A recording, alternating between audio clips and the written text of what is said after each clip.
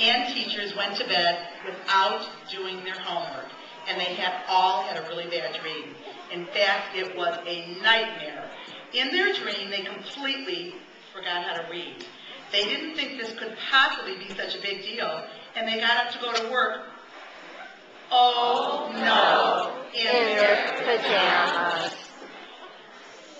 When Dr. DeYoung arrived at school that morning, he parked his car. He couldn't read the sign that said, "Wide parking, fire lane," and he parked in an illegal space. The West Bloomfield. Oh! Dun, dun, dun. And he parked in an illegal space, and the West Bloomfield firemen quickly came from next door. And they dragged him outside in the freezing cold. The firemen said, uh-oh, dun, dun, dun. The fireman happened to have said, "You're the principal of the school. Can't you read?" When Mrs. Knighton got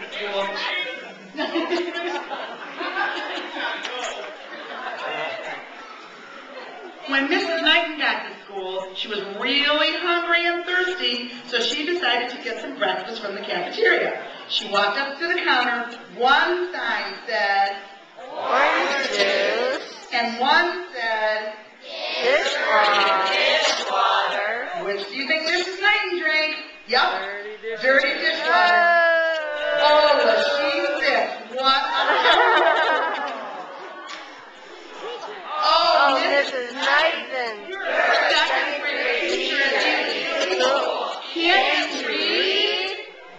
When Mrs. Ochins got in her car to drive to school, she realized she couldn't read the street signs. She decided it would be safer to walk to school. After walking 10 miles, she was so tired. She looked for a good place to sit and rest, and she finally found one. She found a bench, but it had a sign that said, "Wet paint." She sat down. Well, I think you can see what happened next. She needed to borrow a paint shirt from Mrs. Koretsky. Oh, Mrs. Otis, you're a teacher. Can't you read? Mrs. Koretsky realized she had to use the bathroom since breakfast. Uh-oh, she had to go so badly.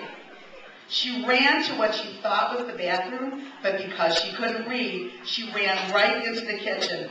What a mess, all because she couldn't read. She said, the sign that said, "Kitchen." Oh, Mrs. Rusty, you're a teacher at the school. Can't you read? With all the noise, Miss Thomas ran into the cafe to see what was wrong. She said, "What happened? Are you okay?"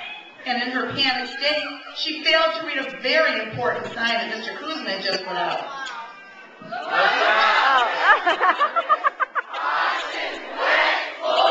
And she slid across the floor. Oh, Mrs. Thomas, you're the gym teacher at school. Can't you read? In this readingless dream, Dr. DeYoung sent an email to all the teachers telling them there would be a tornado drill and to be prepared.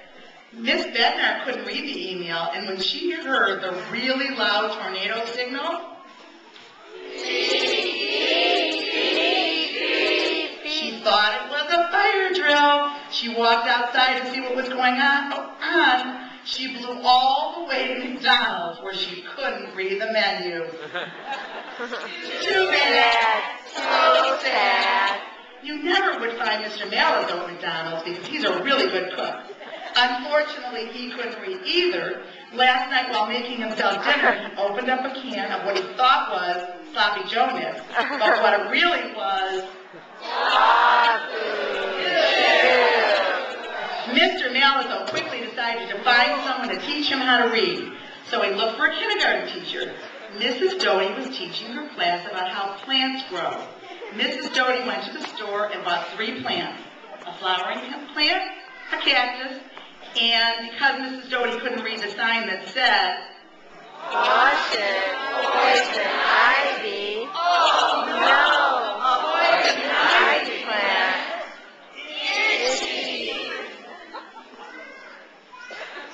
"Oh no, Mrs. Doty, you're a kindergarten teacher at Ely School. Can't you read? It seemed impossible to think that none of the teachers at Ely could read. It was true. The kids thought that perhaps they could teach the teachers how to read, or they could come to school and have a recess all day long. Recess all day long sounded like a really good thing until the students realized that they would not get any smarter, and that was a bad thing. How could they break the readingless spell? Who could they turn to when none of the adults could read? Who were the only people who could still read?